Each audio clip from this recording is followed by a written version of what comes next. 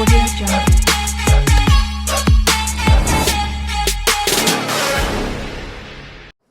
Hello बच्चों, welcome to YouTube channel Shubham Sharma classes. तो अभी तक जिन बच्चों ने हमारे चैनल को सब्सक्राइब नहीं किया है, यानी कि जो पढ़ना चाहते हैं, नहीं पढ़ने वाले तो अलग बात है, लेकिन जो पढ़ना चाहते हैं और उन्होंने हमारे चैनल को अभी तक सब्सक्राइब नहीं किया, वो प्लीज सब्सक्राइब आवर चैनल। तो आज हम पढ़ेंगे बच्चों इसी चैप्टर का next topic, physical properties of matter. ठीक है, तो आप सभी को पता है कि किसी भी चीज की अगर हम डिफरेंस पता करेंगे तो उसकी फिजिकल और केमिकल दो डिफरेंशिएट होते हैं, है ना। तो सबसे पहले हम इसकी बात करेंगे फिजिकल प्रॉपर्टीज ऑफ मैटर, यानी मैटर है उसकी फिजिकल प्रॉपर्टीज है, उनके बारे में हम बात करेंगे। तो देखिए, matter is made up of particles. ठीक है, जो एक मैटर होता है वो विभिन्न कणों से मिलकर बनता है। ठीक है, पार्टिकल्स क्या होते हैं? हमारे कण होते हैं। All matters constitute of very small particles, जितने मैटर हैं वो समाहित रखते हैं अपने अंदर वेरी स्मॉल पार्टिकल्स, यानी कि जो पार्टिकल्स होते हैं उनका साइज क्या होता है? बहुत ही छोटा होता है। And these small particles are called atoms. और ये जो छोटे पार्टिकल्स होते हैं जिनसे मिलकर क्या बना है? अपना मैटर बना है, उन पार्टिकल्स को हम क्या कहते हैं?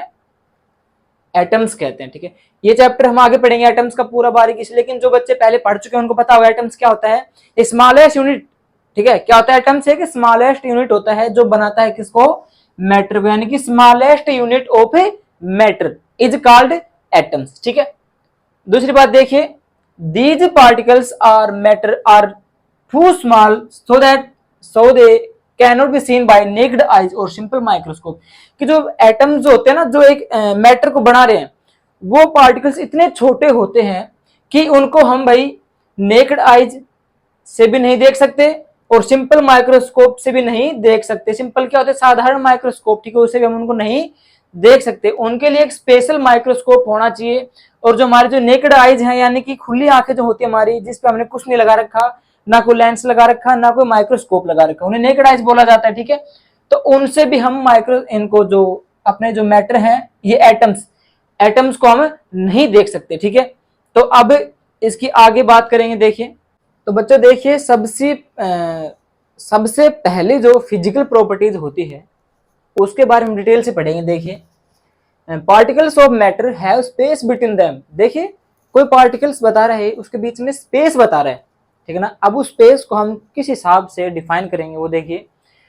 सबसे पहले होता है सॉलिड, फिर लिक्विड, फिर गैस। ठीक है, इसमें देखिए सॉलिड के बीच में जो स्पेस है वो बिल्कुल भी नहीं है, ना के बराबर है। ठीक है, बिल्कुल स्पेस नहीं है।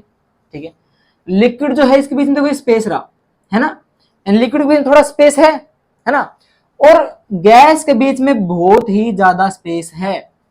यानी कि सॉलिड के बीच में, जैसे एग्जांपल हम, ये सॉलिड है, मेरे पास मार्कर है, ये सॉलिड है, इसके बीच में स्पेस नहीं है। लिक्विड अपना जो कोल्ड ड्रिंक हो गया, मिल्क हो गया, वाटर हो गया, वो सारे क्या होते हैं? लिक्विड होते हैं, उनके बीच में स्पेस होता है। और गैस क्या, हमारे एटमॉस्फेयर में जितनी गैसें फैली हुई हैं वो सारी गैस के अंदर, आज उनके बीच में स्पेस होता है। हम बोल रहे हैं, हमारी आवाज आगे तक जा रही है, तो इसका मतलब हमारी जो आवाज के जो कण हैं, यही मान लो, तो इसके बीच में स्पेस ज्यादा है ना, तो इसके बीच में हमारे कण ज्यादा मिल सकते हैं और इसलिए हमारी आवाज जो है दूर तक जा सकती है, उनके बीच में जगह बनाकर और मूवमेंट कर लेती है। तो हमारा एग्जांपल देख क्या बता रहा था, when sugar is dissolved in water, जब शुगर जो है उसको पानी के अंदर मिलाया जाता है, तो भाई शुगर जो है हमारी, ठीक है, शुगर क्या है भाई? ये सॉलिड है। शुगर क्या है? सॉलिड है। ठीक है, इसको पानी के अंदर मिलाते हैं तो particles of sugar disappear in water. तो ये कह रहा है कि बात ये है कि जब शुगर के जो पार्टिकल्स हैं जिनको हमने पानी के अंदर मिलाया है वो डिसअपीयर हो जाते हैं, अपरिचित हो जाते हैं, गायब हो जाते हैं। कैसे होते हैं? क्योंकि देखिए, यहाँ पे पानी की, ये हमारा लिक्विड है, इसके बीच में क्या है? ये स्पेस है। हमने शुगर मिलाई और शुगर के कण जो है यहाँ पे आके अपनी जगह बना लेंगे। ये हमारी क्या है? Sugar particles. इसके बीच में गैप था, उसके बीच में इसने अपनी जगह बना ली और इस तरह क्या हो जाता है? डिसअपीयर हो जाता है। तो देखिए, this happens because sugar particles get adjusted in the space between the particles of water and so rise in the water level comes in result.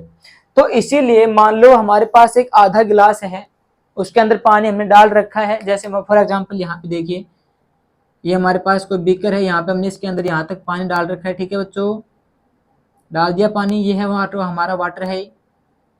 इसके अंदर हमने शुगर ऐड करनी है, हमने इसके अंदर शुगर ऐड कर दी। अब शुगर क्या करेगी, इनके पार्टिकल्स के बीच में जगह बनाएगी। तो पहले जो वाटर की क्वांटिटी भाई यहाँ तक थी, है ना, यहाँ तक इसकी क्वांटिटी थी, मात्रा इसकी।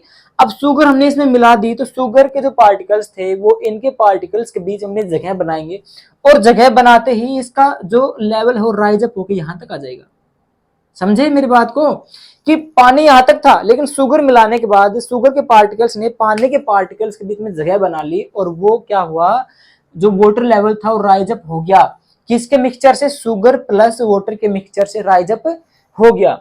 ये था हमारा particles of matter have space between them, solid, liquid and gas. चलिए आगे देखते हैं। तो नेक्स्ट हमारे पास है particles of matter are moving all the time. ये जो भाई मैटर के जो पार्टिकल्स होते हैं, जिन्हें हम एटम्स कह रहे हैं, वो हमेशा मूवमेंट करते रहते हैं बच्चों।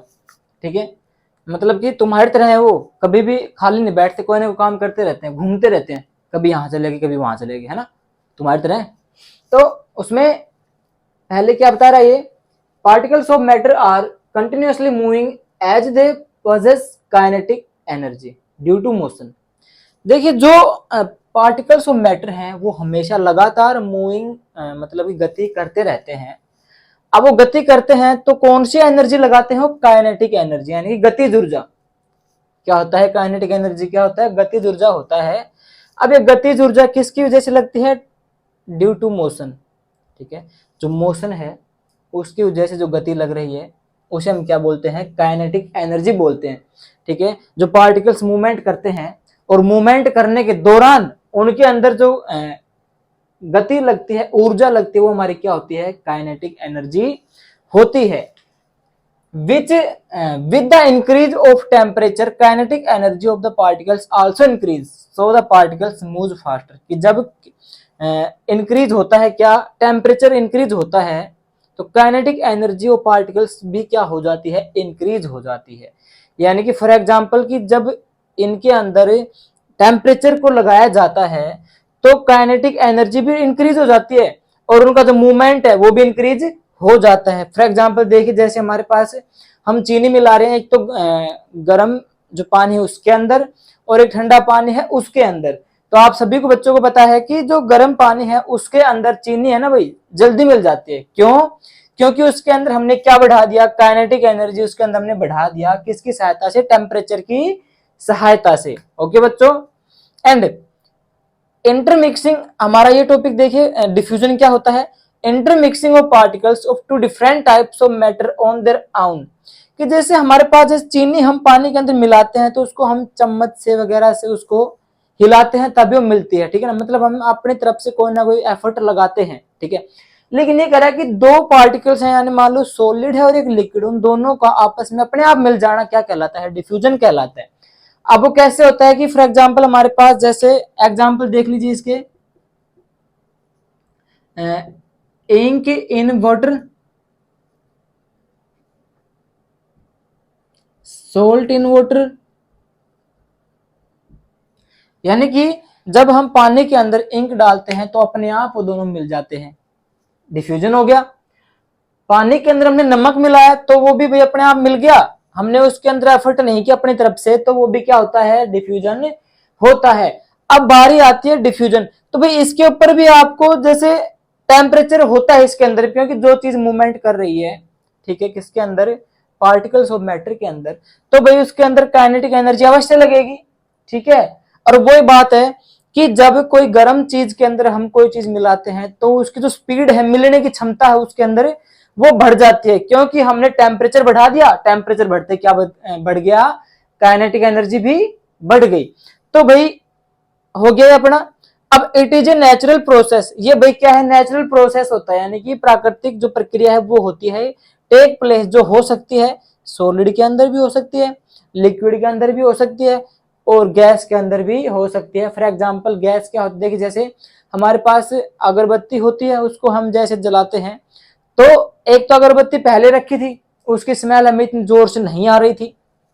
ठीक है, अब आपके जुकाम हो रही तो भाई उसका तो हम कह नहीं सकते, है ना, जुकाम हो रही तो उसकी आपको वैसे भी स्मेल आनी नहीं है।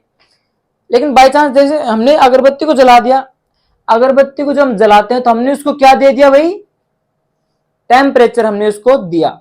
टेम्परेचर देते ही हमने उसका काइनेटिक जो एनर्जी उसको क्या कर दिया, राइज अप कर दिया, बढ़ा दिया। और काइनेटिक एनर्जी बढ़ते ही उसका मूवमेंट क्या हो जाएगा, बढ़ जाएगा। और हमें अगरबत्ती की जो स्मेल है वो हमें पूरे कमरे में स्मेलिंग उसकी हो जाएगी, यानी कि हम उसको पूरे कमरे में उसकी सुगंध फैल जाएगी। कैसे फैल गई, by the kinetic energy due to increasing temperature. Okay बच्चों, अब इसका आगे देखते हैं हम, ठीक है। हाँ तो बच्चों तीसरी जो फिजिकल प्रॉपर्टी है वो ये है, particles of matter attract each other. कि जो पार्टिकल्स होते हैं जिनसे, जो हम एटम्स की जो बात कर रहे थे जिससे हमारा एक मैटर बन रहा था, जो पार्टिकल्स होते हैं, छोटे छोटे जो कण होते हैं, वो एक दूसरे को हमेशा अपनी तरफ आकर्षित करते हैं। अब वो देखते हैं कि भाई सॉलिड में कैसे करते हैं, लिक्विड में कैसे करते हैं, एंड अपना जो गैस है उसके अंदर कैसे अट्रैक्ट करते हैं, ठीक है। देखिए the particles of matter are always held together. कि जो मैटर के जो पार्टिकल्स, भाई देखिए हम जैसे मान लो कोई चीज बना रहे हैं, जैसे मान लो ये मार्कर है, इसको बनाने के लिए प्लास्टिक के पार्टिकल्स लगे थे, ठीक है। अब वो सारे के सारे एक जगह हैं।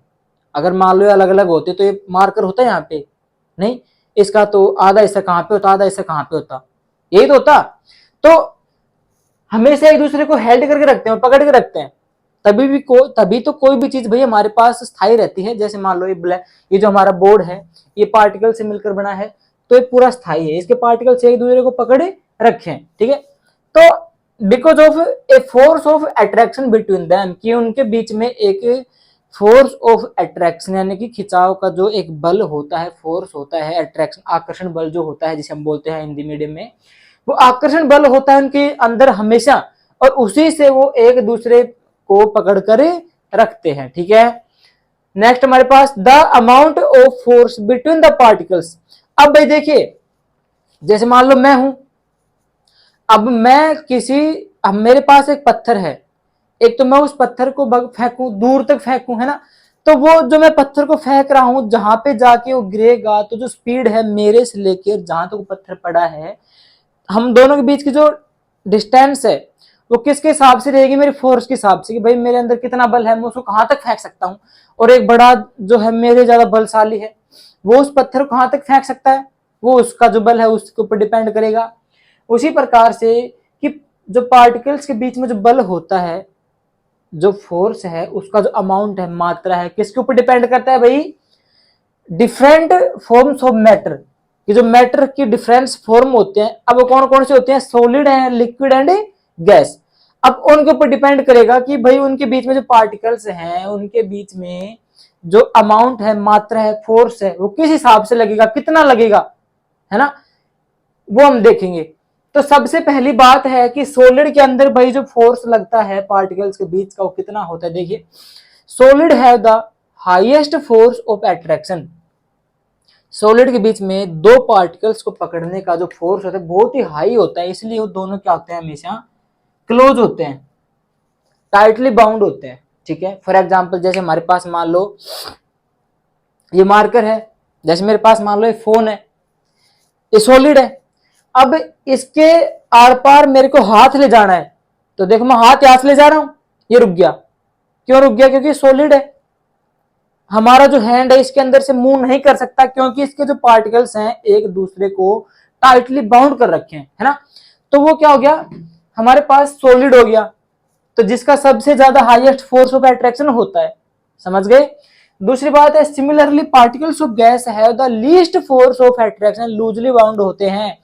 जैसे हमारे पास आप हवा के अंदर हाथ को ले जाओ, ऐसे ऐसे ले जाओ, आपको जोर आ रहा है, नहीं, क्योंकि आपका जो फोर्स ऑफ अट्रैक्शन है एयर के पार्टिकल्स के बीच का, वो बिल्कुल भी नहीं होता, ना के बराबर होता है, नेग्लेक्ट होता है, लूजली बाउंड होता है। जैसे यहाँ पे एक ये है, इसके अंदर से आप जी भाई पूरा एक जी ट्रक ले जाओ, है ना, चला जाएगा आराम से, क्योंकि इनके बीच में फोर्स है ही नहीं, अट्रैक्शन बिल्कुल ही नहीं है, ना के बराबर है।